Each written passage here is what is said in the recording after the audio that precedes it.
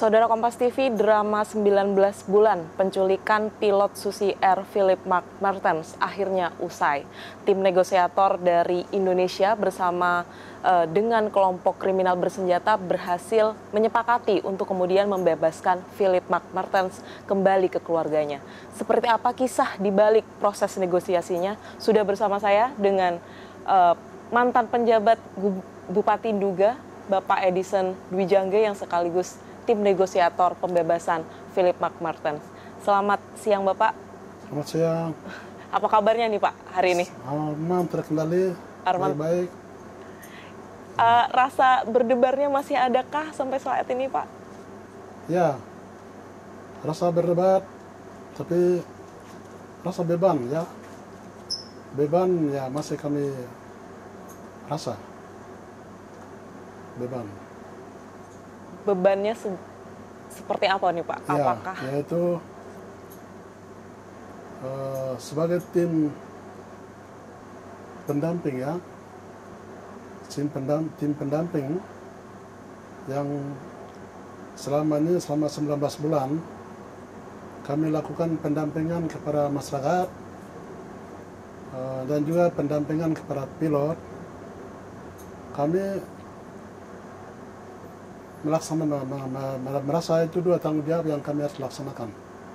Yang pertama, pilot ini harus dikembalikan ke keluarga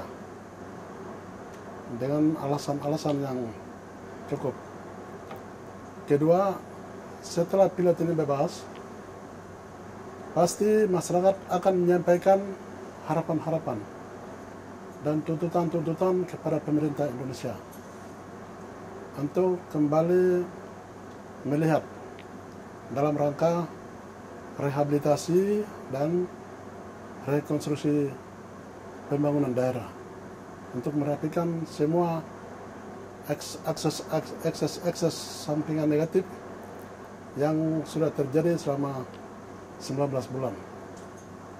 Nah, itu seperti masyarakat yang sudah mengungsi selama ini dalam jumlah yang besar, belum kembali ke rumah, belum dirumahkan. Terus ada fasilitas umum seperti gereja yang harus dirapikan segera untuk masyarakat beribadah. Terus fasilitas sosial lain, pendidikan anak yang terlantar harus segera dirapikan kembali. Kesehatan, sarana kesehatan masyarakat harus dirapikan kembali di wilayah Nduga, secara khusus daerah Juguru dan sekitarnya. Nah, ini harus difasilitasi komunikasinya oleh tim kami ini kepada pemerintah, bahwa pada saat pembebasan pilot Philip Martens ini, masyarakat menyampaikan begini-begini Bapak-Bapak, dan ini harus segera diperhatikan mereka dalam program skala jangka pendek dan jangka menengah dan jangka panjang, untuk mempengaruhi, untuk mendukung percepatan pembangunan di Provinsi Papua Pegunungan, dimulai dari Nduga. Artinya ada harapan jangka panjang dari warga setempat ya Pak terkait dengan hasil pembebasan dari pilot Susi Air ini. Tapi yang kemudian audiens tidak tahu begitu terkait dengan pembebasan ini, kan kita tahunya sudah bebas, tiba-tiba sudah bebas. Ya. Proses negosiasi panjangnya juga sangat intens. Ya. Sebenarnya kronologi detail hingga kemudian sampai ke kesepakatan pembebasan di tanggal 21 September 2024 lalu itu seperti apa, Bapak Edison? Tidak terlepas dari arahan Bapak Presiden Republik Indonesia, Bapak Insinyur Joko Widodo, bahwa pada pilot ini kan penahanan pilot ini tanggal 7 Februari tahun 2023. Pada saat penahanan ini telah terjadi, Bapak Presiden keluarkan arahan kepada semua ya jajaran ke bawah, bahwa pembebasan pilot Philip Martens harus dilakukan dengan pendekatan persuasif, tidak bisa dengan pendekatan represif, persuasif. Oleh sebab itu, sesuai dengan amanah Presiden ini, Bapak Panglima TNI Panglima Panglima Panglima TNI, baik pejabat yang lama Bapak Margono maupun Bapak pejabat yang baru sekarang Bapak Agus, mereka melaksanakan bahwa pendekatan pengamanan dalam rangka langkah-langkah pembebasan pilot ini harus melakukan pendekatan soft effort, yaitu tingkatkan peran intelijen, operasi intelijen. Jadi tidak bisa melakukan operasi apa yang lain. Oleh sebab itu berpengaruh sampai ke jajaran ke bawah di tingkat Kodam, Pangdam Papua, Polda Papua, dan Pangkop Wilhan 3 sampai ke gubernur. Makanya di sana terjadi kesan layanan pembebasan pilotnya dilakukan melalui peran Forkopimda. Peran Forkopimda itu di situ ada Bapak Kapolres di tingkat kabupaten, ada Bapak Dandim di tingkat kabupaten itu, ada PJ Bupati atau Bupati. Itu ini yang dipadukan sehingga masing-masing ambil titik peran itu terjadi. Tetapi secara teknis di tingkat, karena peran pemerintah daerah ada di dalam sebagai aktor yang penting di dalam pembebasan ini.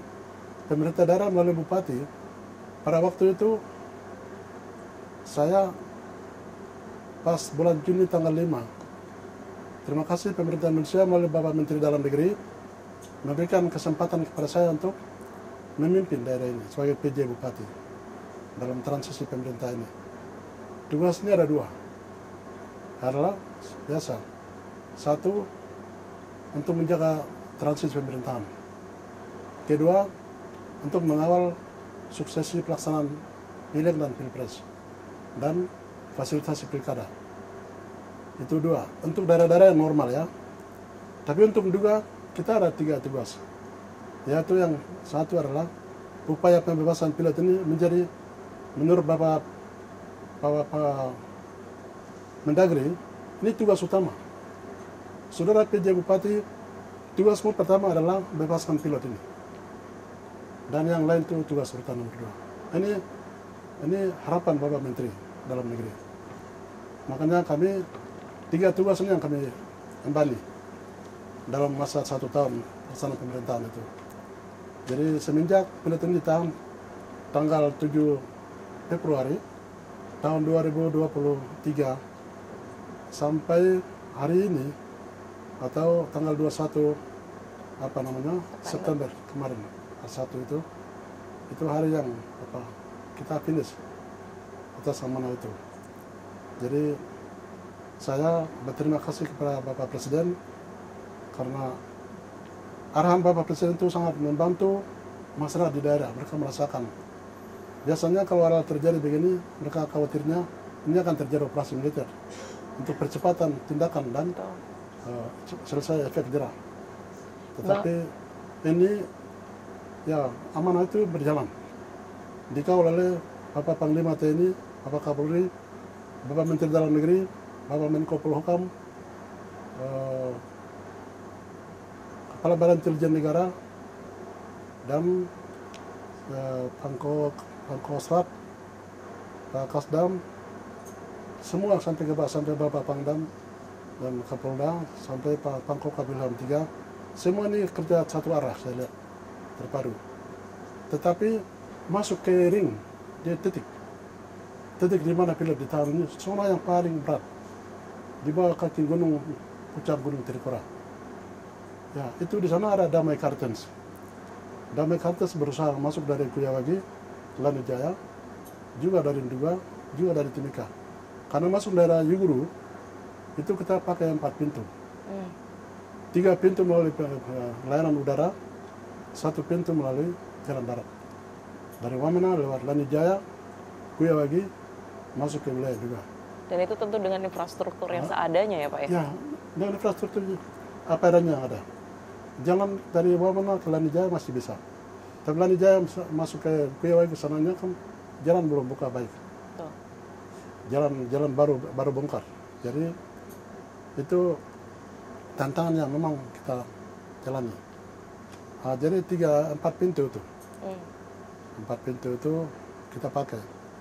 Jadi tim kami ini, saya pada saat menjabat sebagai asisten 3 Provinsi Papua Pegunungan, Bapak PJ Gubernur Papua Pegunungan, pertama Bapak Niklas Kondomo, telah mengeluarkan satu surat tugas kepada saya selaku asisten 3 bidang pemerintahan umum untuk melakukan langkah-langkah komunikasi, koordinasi, konsolidasi kepada semua pihak, kepada tokoh-tokoh masyarakat, tokoh gereja, aparatur sipil, aparatur TNI Polri. Saya lakukan koordinasi komunikasi untuk kita satukan kesepahaman langkah-langkah. Nah itu, lalu dengan dasar itu saya jalan dari bulan April sampai dengan Juni, beberapa bulan. Puji Tuhan bulan Juni saya dikasih waktu untuk jadi PJ oleh Bapak Menteri Dalam Negeri. Nah, dari situ kami lakukan tindakan yang secara komprehensif, layanan komprehensif, bahwa tim ini kami rekrut tim dari masyarakat yang rata-rata hubungan kekeluargaan ke dalam, yaitu kami beranggotakan 12 orang. 12 orang ini kami rekrut anak-anak intelektual yang cukup, punya kemampuan yang baik. Mereka bisa lakukan komunikasi dengan Pak Eka, dengan teman-teman di sana. Nah, itu yang mereka lakukan mulai dari Februari sampai dengan September kemarin 19 itu. Nah, jadi dengan dasar surat tugas itulah saya jalan sampai begitu dikasih jabatan PJ Bupati juga. Saya undang salah satu teman saya. Dia kebetulan kepala Kesbangpol Kabupaten Dua. Dia dari TNI. Seorang purnawirawan dari TNI, kapten terakhir, pangkat terakhir adalah kapten. Saya panggil Pak Kesbang, juga hari ini saya lihat ada sehubungan dengan penahanan pilot ini, ada keadaan sedikit terancam. Masyarakat ini bingung ini trauma, bahwa kalau akan terjadi, pemerintah merasa tidak sabar karena penahanan pilot ini waktunya berjalan, rasa lama. Sementara harapan dari negara Selandia Baru sebagai yang punya warga dari ini mengharapkan pilot ini segera dibebaskan. Melihat fenomena ini, masyarakat juga takut. Oleh sebab itu, saya diskusi dengan teman ini, bagaimana apa yang bisa kita lakukan? Kalau seandainya kita tidak ambil langkah konkret, bisa saja masyarakat kita ini banyak yang bisa korban. Efek dari operasi nanti. Oleh sebab itu kemudian diskusi, beliau sarankan, Pak Edi, dalam keadaan terpaksa, itu operasi militer terbuka bisa terjadi, beliau bilang. Dalam keadaan terpaksa. Yang kedua, tindakan kedua yang bisa terjadi biasanya dalam suatu negara atau daerah adalah bisa terjadi darurat militer. Nah, itu fenomenanya adalah biasanya ada keluh kesah masyarakat, biasanya banyak orang sipil, tapi ada satu yang mungkin cocok kita terapkan di dua hari ini adalah yang namanya darurat darurat sipil. Oke, kalau begitu oke. Kami buat keputusan, kita Forkopimda perlu rapat. Di situ kami undang Pak Kapolres, Pak Dandim, Bupati, kami semua duduk kita bahas itu. Pemahaman tadi, 3 pemahaman tadi. Oke, 2 harus kita bantu. Masyarakat kita harus bantu, oleh sebab itu yang ketiga itu kami tetapkan, yaitu hari ini kita perlu tetapkan juga sebagai zona tertib sipil. Dan itu leadernya adalah Bupati harus keluarkan surat keputusan yaitu surat keputusan nomor 48 tahun 2023 itu kami tetapkan Duga sebagai zona tertib sipil atas kesepakatan Forkopimda. Lalu untuk implementasi surat keputusan itu tentang penetapan Duga sebagai wilayah Duga sebagai zona tertib sipil adalah ada SK berikut. SK 48 itu adalah pembentukan tim untuk penanggulangan bencana darurat. Karena indikasi kuat yang kami lihat sini adalah soal keamanan, gangguan keamanan. Kenapa kita lakukan hal ini? Karena sering waktu lagi juga akan ada atau Indonesia ada di dalam pesta demokrasi, pemilihan legislatif, pemilihan presiden, terus nanti akan lanjut dengan pilkada. Oleh sebab itu kami harap juga harus ada dalam kondisi aman dan terkendali. Sehingga penetapan status juga sebagai zona tertib sipil didukung dengan tim darurat, tanggap darurat, itu kami jalankan. Ternyata melalui itu kami lakukan pelayanan komprehensif kepada semua, yaitu solusinya adalah kita lihat masyarakat ini rata-rata lapar, karena ada pengungsi yang sudah tersebar di mana-mana ini, soal makan susah, angka kematian tinggi, kesakitan tinggi. Salah satu indikasi kita lihat adalah mereka perlu diberi makan dulu. Mereka harus diberi makan supaya kesehatan bisa menjamin, harapan hidup bisa tahan. Oke, terima kasih pemerintah pusat melalui Badan Ketahanan Pangan. Itu luar biasa. Juga pada waktu itu ada beras, ada sekitar 140-an ton itu masuk. Ini yang kami distribusikan kepada masyarakat, baik di ibu kota juga sendiri, di kecamatan-kecamatan di mana-mana, di mana masyarakat itu dia mengungsi di mana-mana, terus di kabupaten tetangga seperti Wamena, Jaya, Lani Jaya sama Timika, kita bantu. Jadi masyarakat rasa puas atas layanan itu.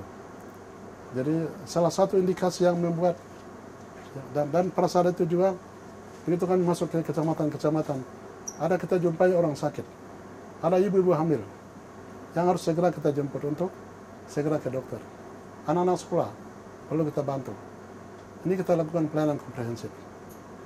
Ketika berlaku zona tertib sipil tadi, itu di bawah lindungan SK tertib sipil itu sebagai regulasi yang bisa mendukung untuk kami bisa lakukan operasionalisasi pemerintahan dalam keadaan darurat itu. Ya, karena memenuhi kebutuhan masyarakat setempat ya, gitu ya Pak. Ya. Tapi kemudian di tanggal 21 September itu Pak, ketika pembebasan kemudian disepakati, apa yang terjadi sebenarnya di lapangan ketika Bapak bernegosiasi, kemudian melaporkan ke Polsek, kemudian akhirnya dijemput, itu seperti apa Pak? Ini pengaruh dari hasil pendekatan kita. Kerjasama antara di kota, di Wamena, di Timika itu kami punya bapak-bapak, bapak Kapolres, dibantu oleh bapak-bapak Kasat Intel, Kasat Serse. Mereka ini bekerja proaktif sekali, mendampingi tim kita ini. Karena yang masuk ke zona yang sulit ini kami jalan kaki masuk. Berapa tuh Pak? Ya? Berapa orang yang masuk ke? Kami dari 12 orang ini yang keluar masuk adalah ada sekitar 4 orang. Termasuk Pak Edison? 4-5. Ya, saya pernah masuk, ya termasuk saya. Kita keluar masuk, saya dan saya anak-anak kami keluar masuk di daerah Yuguru, terus di daerah itu kita lakukan tatap muka 4 kali dengan pimpinan Pak Eka sendiri. Langsung dengan Pak Eka, bukan pendekatan dengan keluarga atau tidak langsung ke pimpinan KKB? Ya. Pak Eka terima kami secara resmi. Beliau dan dia punya perwira tinggi-tinggi yang lain di dalam Kodam itu, dia terima kami resmi sebagai wakil pemerintah Indonesia. Kita diterima. Apa kesepakatannya Pak? Mungkin kesepakatan pertama itu tanggal 10 Juli. Tanggal 10 Juli dia minta bantuan karena satu anak perempuan dia kaki patah, dua-dua tulang. Makanya dia minta tolong karena orang tuanya mendesak, dia harus dibantu. Kalau tidak kami potong lemparan. Ancaman itu. Akhirnya dia mendesak saya dan video call bahwa tolong dibantu anak ini. Antar jemput dan waktu itu penerbangan daerah 2 tidak jalan. Susah. Tapi puji Tuhan, pimpinan penerbangan Semak Air, Pak Pongki, beliau ada di Jakarta sini. Pak Pongki memberikan jalan bahwa siapkan satu pesawat Pilatus untuk tanggal 10 Juli kami harus berangkat jemput anak perempuan ini. Kita jemput di Joguru. Lapangan itu cukup darurat karena 8 tahun terlantar. Tidak terurus, pesawat tidak keluar masuk. Pada waktu itu kami pertemuan 30 menit terjadi. 30 menit. Tapi itu kami tidak bicara masalah pembebasan pilot karena pertama sekali tidak bisa. Kita sepakat saja dengan Pak Eka bahwa ada waktu cuma 1-2 kali Bapak datang ke sini, kita diskusi baik-baik. Pada saat Bapak datang tenang tidur sini, kita bisa diskusi. Kalau tergesa-gesa begini tidak bisa. Beliau sarankan begitu. Akhirnya oke, kami siap.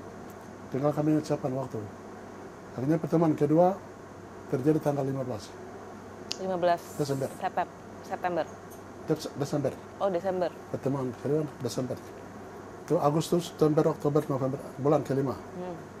Nah itu kita lakukan pertemuan, itu juga pertemuan resmi antara kami dan mereka. Dan pada waktu itu kami sampaikan, itu baru kami sampaikan tentang upaya bagaimana untuk pertimbangkan. Mereka pertimbangkan pilot ini harus dibebaskan karena pilot ini seorang warga sipil yang tidak punya kapasitas apa sebagai dasar untuk mereka harus jadi tawanan. Kami sampaikan. Jadi harus dibebaskan. Jadi Pak pimpinan Kodam 3 bersama jajaran karena mereka juga lengkap hadir waktu itu. Jadi kita sampaikan momentum yang tepat untuk bebaskan pilot hari ini adalah di bulan Natal ini. Kami sampaikan, tim kami sampaikan di bulan Natal ini. Jadi tolong pertimbangkan baik-baik bulan Natal ini. Kalau pilot ini mau dibebaskan, sekaligus kami bantu kebutuhan Natal di masyarakat yang ada di semua. Soal Bama, kami akan lakukan kalau itu bisa disepakati. Kami sampaikan. Itu satu. Kedua, saya sampaikan bahwa kami sudah sampaikan kepada keluarga dan kedubes Selandia Baru juga karena mereka tanya kepada kita. Para Bapak Mendagri juga tanya pemerintah Indonesia bahwa bagaimana pilot ini masih sehat, masih hidup atau tidak? Karena 6 bulan orang tidak dengar, tidak ada kabar, tidak lihat, tidak kabar. Progresnya masih ada atau tidak? Kami sampaikan pada saat Desember itu tanggal 15. Pilot ini masih hidup atau tidak? Jangan-jangan sudah mati baru saya katakan tidak, pilot masih aman karena dikawal oleh gereja, dijaga baik oleh masyarakat.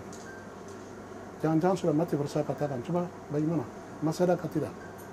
Kalau masih ada, tolong progresnya tampilkan. Karena kami tidak diizinkan ketemu. Tidak bisa. Jadi, oke, kalau begitu nanti saya akan tampilkan. Pak Eka bilang. Akhirnya tanggal 15 kami bicara, tanggal 22 Desembernya gambar pilot keluar. Muncul video itu. Ya, mereka dua duduk, terus ada satu pilot dia minta obat. Itu video pertama itu keluar karena hasil komunikasi kami tanggal itu. Untuk memastikan pilot masih hidup. Dalam keadaan bagaimana orang harus lihat. Nah, itu usaha kami waktu itu. Itu kedua. Tapi pada waktu kami sampaikan, ini momentum ini juga pakai untuk bebaskan pilot itu supaya dia kembali bergabung dengan keluarga untuk ikut Natal karena seluruh dunia orang bahagia hari ini. Sebagai anak Tuhan, ayo kita beri dia kesempatan. Tapi mereka bilang kami belum berembuk di jajaran Kodam kita ini dan perwakilan OPM di seluruh dunia di mana-mana, kami belum dapat persetujuan. Internal merekanya belum. Internal mereka belum. Dan dukungan ke dunia luarnya belum. Jadi belum bisa. Nanti ada, ya kita akan lihat progres berikut. Lalu tim kami yang datang dari kota, itu dari KNPB. mereka akan ketemu kami sebentar. Bapak ini duluan datang, Bapak dan tim ini duluan datang. Mereka datang. Jadi jangan mereka bawa kabar baik untuk kami. Jadi kami belum bisa ada keputusan. Oke deh, kalau begitu kami pamit. Nah, ternyata tim itu datang, tidak ada informasi yang signifikan. Ya itu terjadi, itu pertemuan kedua. Perdebatannya seperti itu. Kemudian sampai di tanggal 21 September, gimana Pak? Akhirnya disepakati? Sampai itu momentum yang terjadi. Ini ada progres yang berjadi, akhirnya momentum terjadi. Oke. Terus poin ketiga, maaf, saya hampir lupa. Pada saat tanggal 15 Desember itu. Yang ketiga dia bilang, ada pendapat baik itu, pendapat bagus, itu ada di dalam pikiran para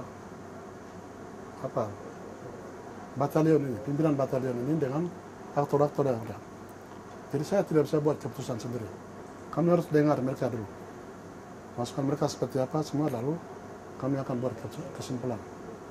Jadi oke, kalau begitu kami sabar menunggu kapan nanti pertemuan itu akan terjadi supaya bisa kita sama-sama. Akhirnya nanti tanggal 27 Agustus. Itu setelah tanggal 3 Pak Eka umumkan bahwa pilotnya akan saya bebaskan demi kemanusiaan. Nah, itu setelah itu tanggal 27-nya beliau kumpulkan dia punya jajaran semua. Termasuk kodam terdekat semuanya kumpulkan, terus minta pendapat. Mereka buat satu acara besar di Kuyawi, bakar batu besar, semua batalion kumpul, terus kodam terdekat juga kumpul, mereka bicara.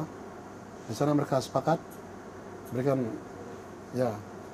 serahkan kepada Pak Eka untuk buat keputusan apa yang menurut Anda mau putuskan. Akhirnya hari itu beliau katakan sudah katakan akan bebaskan, jadi sudah. Sekarang sudah kita atur langkah-langkah teknis bebasan. Itu yang terjadi pada waktu itu. Jadi tanggal 27 itu tim kami juga ikut. Ada Pak Simeon Swadikbo, ada Pak Ones, ada Pak Alimus, ada Pak Pontus, ada Pak Yanili. Mereka 5 orang ini ikut acara itu. Batu besar. Acara kesepakatan bersama itu. Kami ikut sebagai peninjauan itu, mengikuti. Akhirnya pada waktu itu setelah sudah dapat komando untuk Pak Eka putuskan, karena dia sudah bongkar, jadi minta kepada markas pusat Pak Simi Sambo mereka, dia minta itu keputusan sudah ada, jadi tinggal sampaikan kepada diplomat di mana-mana bahwa ini tetap kami bebaskan, tidak ada tambahan bantahan lagi. Di luar negeri, dalam negeri tidak ada bantahan lagi. Oleh sebab itu nanti perintahkan untuk tim kami, kamu ke Wamena, tim kalian boleh masuk ke Guru, dan satu orang beliau kasih mandatkan untuk ke Guru, supaya di sana ketemu orang nomor 2 di dalam kodam 3 itu, ambil alih komando pemimpinan. Ini mirip terjadi seperti antara munculnya surat Super 11, Super Smart. Model-model itu. Karena Presiden Soekarno berhalangan beri mandat kepada Bapak Soeharto selaku Pangkostrat, Panglima Komando Strategi Angkatan Darat, mendapat mandat dari Presiden untuk ambil alih pemerintahan ini.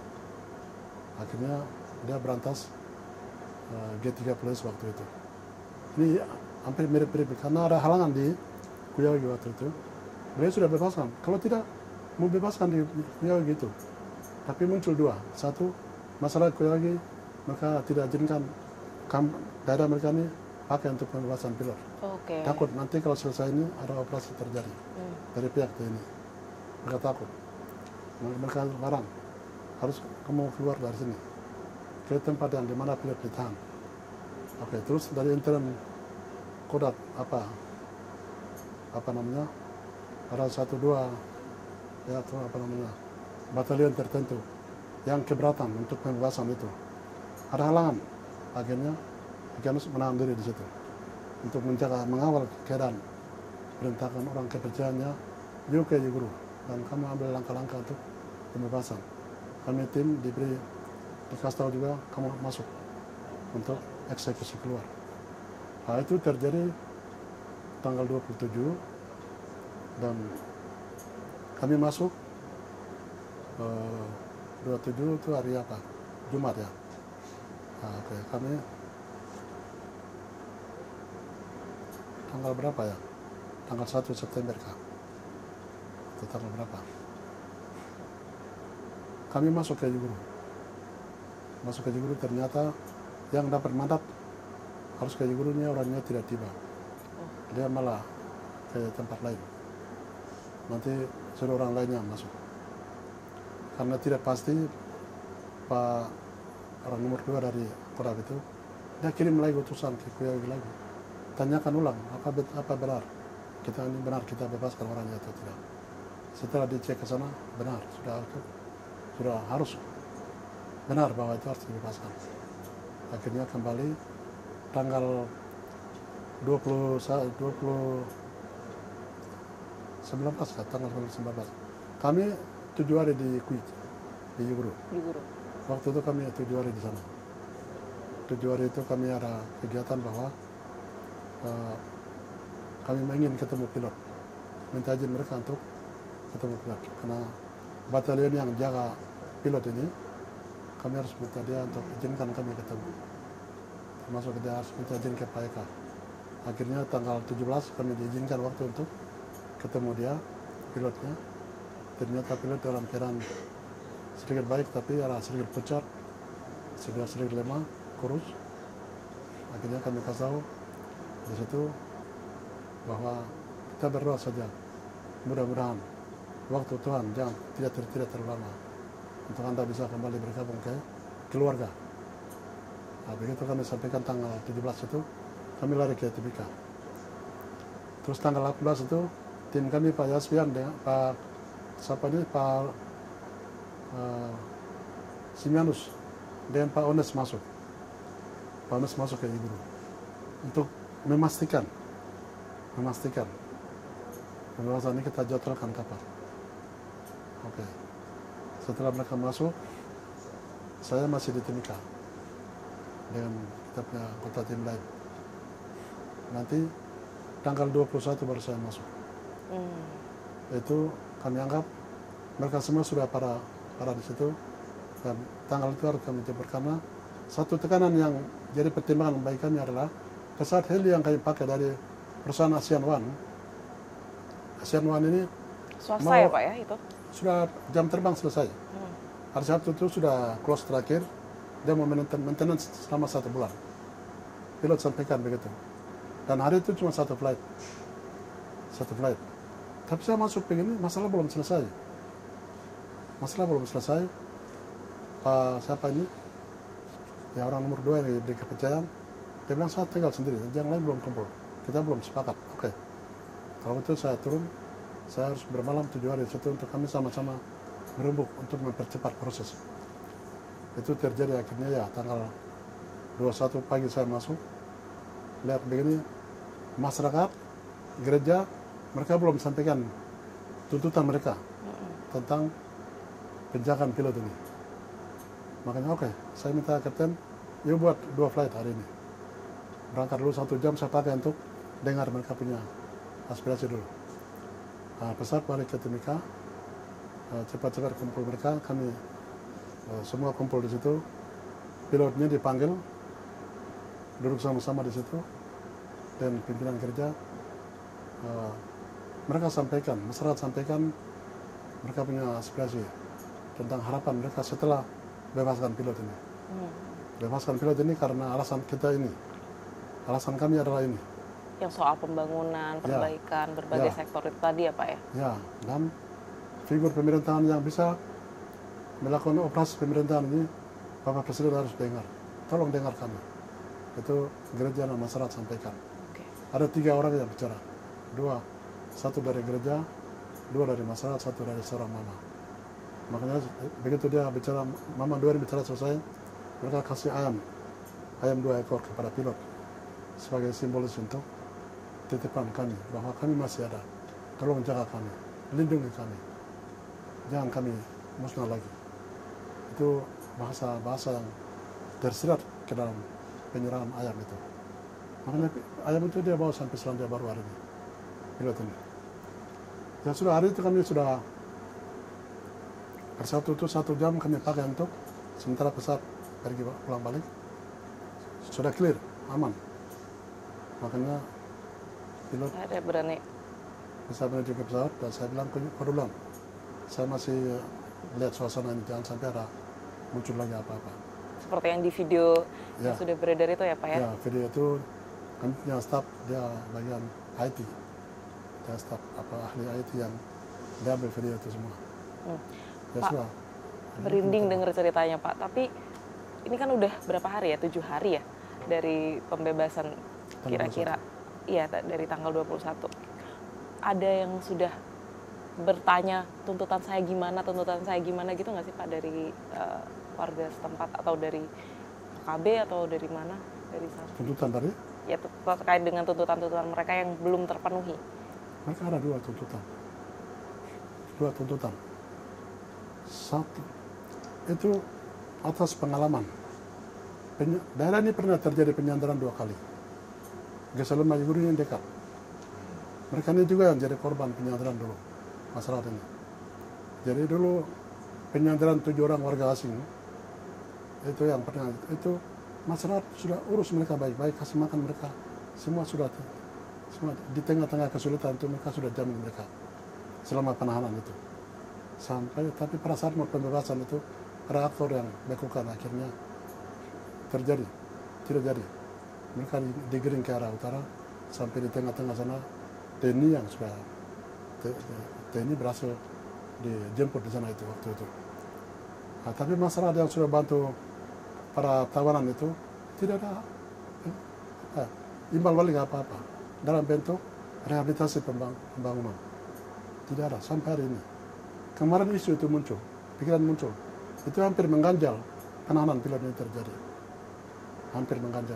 Dulu kami tidak pernah diperhatikan kok. Tidak pernah dikasih. Kami kasih bebasan ke tapi.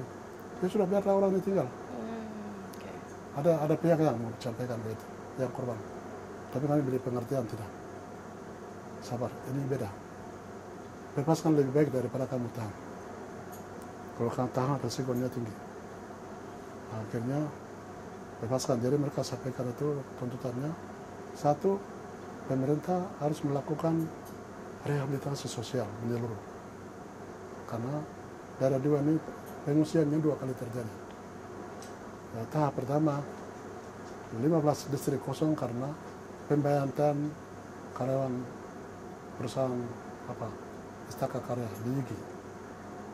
Itu membuat masalah pengungsi kemana-mana tidak dirumahkan. Kedua, semenjak pilot ini ditahan 19 bulan ini, ada 2-3 distrik yang kosong mengungsi. Baru daerah itu vakum, penerbangannya tidak bisa, masyarakat susah. Oleh sebab itu, untuk memotivasi kembali pemerintahan, aktivitas pemerintahan, percepatan pembangunan, masyarakat minta 2. Yang pertama, Bapak Presiden tolong pastikan kami punya di tahun pilkada ini, bupati yang kami minta adalah Bapak Deso. Mereka minta saya sebagai seorang tokoh penyekaran, dan seorang yang tim pemekarannya semua sudah pergi, tinggal Bapak ini sendiri. Kami butuh dia punya layanan terakhir. Jadi Bapak Presiden bantu kami. Kami sudah bantu negara, masyarakat minta. Lalu yang kedua, gereja dan masyarakat minta rehabilitasi pembangunan, rekonstruksi kembali. Itu ada perumahan masyarakat, terus lapangan terbang di sepanjang beberapa distrik itu tolong diberikan anggaran. Cash program kalau bisa, supaya kami aktif kerja sendiri. Kami minta cash program. supaya kami bisa bergerak sendiri, membangun sendiri, supaya lepas trauma kita. Pak. Lalu pendidikan aktif, kesehatan harus aktif, air bersih, semua dibantu dari ibu kota sampai dengan kecamatan. Pak, dari 12 tim negosiator ini, setelah disepakati pembebasan, bagaimana menjamin keselamatan, termasuk Bapak Edison, keluarga? Ya, betul. Apakah akan ada potensi ancaman dari KKB atau seperti apa, Pak? Itu diduga hari ini ada 2 kelompok orang di Papua ya. Yaitu ada kelompok yang mendukung, yang punya pemahaman yang baik, bahwa pembebasan pilot ini adalah baik demi kemanusiaan, sudah langkah bagus, itu bagus, mereka senang. Tapi satu kelompok yang garis keras, kelompok garis keras ini kami ada ancaman cukup serius. Kemarin kami punya anggota tim satu di Wamena, mereka kepung. Bagaimana kami punya keluarga sudah dibunuh pada waktu 15 orang mati. Ini nasib kami. Ini kamu bikin apa? Kamu bebaskan pilot ini, baru kami akan keluarga korbannya, kamu bikin apa seperti apa? Itu ancaman berat. Terus di Timika juga, istri saya kan kami jemput pilot ini, kami sama-sama di Timika, kami keluar ke sini, dia masih tinggal. Pak Kapolres Timika bantu kami untuk kawalan masih di sana sampai aman selamat ke Wamena. Jadi ini masih ada kerawanannya, masih ada, dan itu kami akan hadapi itu. Tapi kalau kami punya tadi saya bilang tim kami ini punya tugasnya 2. Satu, tugas keluar adalah pilot ini sudah, agen negosiasi ini sudah membuat pilot ini sudah bebas. Agenda pertama, agenda umum yang kami semua harap adalah sudah aman. Sekarang agenda ke dalam adalah mereka mau yang tadi masyarakat minta ini, kalau Bapak Presiden jawab bisa kita urus.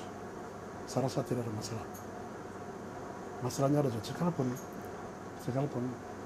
tahapannya sudah tidak bisa lalui, tapi itu hal yang berat Bapak Presiden laksanakan. Iya.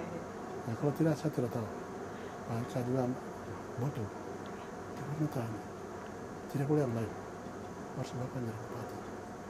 Karena dia sudah lihat, karena pelayanan komprehensif kami kemarin, beri mereka makan semua, ada masyarakat makan lalu mereka jawab pilot. Jadi itu mereka lihat, itu yang salah satu faktor yang bisa meluluhkan hati beliau. Jadi harapan mereka besar ya Pak ya, untuk kemudian bisa direalisasikan nanti ke depan. Ya, jadi Bapak ini bisa lakukan operasi pemerintahan di daerah. Percepatan pembangunan apa saja bisa. Kami bisa komunikasikan bebas dengan Bapak ini. Diskusi seperti keluar masuk kampung, ini semua kita bisa kerja bersama. Terakhir Bapak, yang mungkin bisa disampaikan kepada publik agar kejadian serupa tidak terjadi kembali, dan sebagai putra daerah, apa harapannya untuk Kabupaten Duga? Baik, kami sampaikan. Pertama adalah terima kasih Bapak Presiden Joko Widodo yang sudah keluarkan suatu amanah bahwa kasus serupa ini, semacam ini, tidak harus melalui benturan senjata, tapi bisa diselesaikan melalui pendekatan persuasif, sehingga pimpinan TNI Polri bisa ditopangi dengan pendekatan soft approach. Itu terjadi sampai itu penyesuaian sampai ke bawah, sampai pemerintah daerah terlibat, masyarakat terlibat, semua pihak terlibat, sehingga hasilnya kami bisa lihat tanpa ada korban jiwa. Yang kami khawatirkan kemarin adalah jangan sampai ada korban masyarakat, terus jangan sampai ada korban di pihak TNI Polri. Dan kalau TNI Polri dan KKB ini kan mereka pakai kekuatan senjata, dampaknya masyarakat bisa korban. Nah, itu yang kita hindari. Akhirnya puji Tuhan, itu implementasi daripada amanah Presiden itu hasilnya kita lihat sekarang. Tanggal 21 itu berkat amanah Bapak Presiden, saya lihat itu satu. Oleh sebab itu ke depan penanganan Papua atau penanganan bumi Nusantara ini terhadap kasus serupa ini tidak bisa tergesa-gesa melalui aksi militer. Kalau menurut saya tidak boleh tergesa-gesa. Tapi coba lihat, ada potensi kearifan lokal di daerah itu. Ada di pemerintah daerah. Itu dicek baik dulu. Nah, itulah yang jadi aktor utama. Dalam hal ini bupati harus pintar menjamin keamanan dan stabilitas daerah itu, sehingga berdampak kepada stabilitas secara nasionalnya akan baik. Itu yang kedua kita lihat. Yang ketiga ke depan itu ya pembebasan penyandaran adalah pembebasan termurah di dunia hari ini. Saya perhatikan. Kami ikuti penyandaran yang pertama terjadi di Filipina, di Manila sana. Ada bargaining. Pernah terjadi di Libya sana. Ada bargaining di Afrika sana, pernah ada bargaining. Tapi puji Tuhan, yang ini adalah penyandaran termurah di dunia. Karena itu tadi, Presiden keluarkan pernyataan atau itu disesuaikan digerakkan oleh semua aset bangsa. Sampai masyarakat terlibat, gereja terlibat, pemerintah daerah terlibat, semua. Forkopimda memainkan peran. Forkopimda kan ada wajah TNI Polri, pemerintah daerah di situ. Ini difungsikan. Nah, itu yang kami lihat. Jadi itu saran kami untuk ke depan Papua harus ditobakan seperti itu. Siap. Yang ketiga, kami harap Bapak Presiden memperhatikan harapan masyarakat, permintaan masyarakat yang disampaikan. Karena percepatan pembangunan Papua Pegunungan hari ini ada di wilayah Kabupaten Duga. Karena di Duga itu ada akses darat, akses laut sungai, akses udara ke depan bisa terjadi untuk menekan percepatan pembangunan dan indikator kemarahan harga di Papua Pegunungan bisa kita turunkan karena ada beberapa ruas strategis yang kemarin kami sudah diskusi dengan Bapak Gubernur dan kami harap Gubernur terpilih itu menjadi prioritas ruas 75 kilo itu nanti dia akan menghubungkan badan jalan poros nasional di Abema dan badan jalan poros nasional di Bagebeak Kenyam 75 kilo di tengah itu saja hubungkan selesai. Ini ke depan itu harga barang di Wamena akan murah. Contoh indikasi sebenarnya ini 550.000, 551 sak. Ke depan bisa turun jadi 200 sak. Nah, itu sehingga berpengaruh pada kabupaten tetangga bisa turun naik kemahalan harga itu. Saran saya empat itu. Baik, terima kasih Bapak Edison atas waktunya. Jaga kesehatan, semoga tetap aman sampai ke depannya ya Pak ya. Siap. Amin. Saudara Kompas TV, bahwa kemudian pembebasan pilot Susi Air Philip McMaster ini bisa menjadi salah satu momen bela kemanusiaan yang akhirnya terwujud atau disepakati. Tapi kemudian dampak jangka panjangnya juga harus diperhatikan oleh pemerintah adalah pembangunan sumber daya manusia dan juga pembangunan infrastruktur di kawasan Papua. Alvania Rizky, Febri James, Roy Ilman, Kompas TV, Jakarta.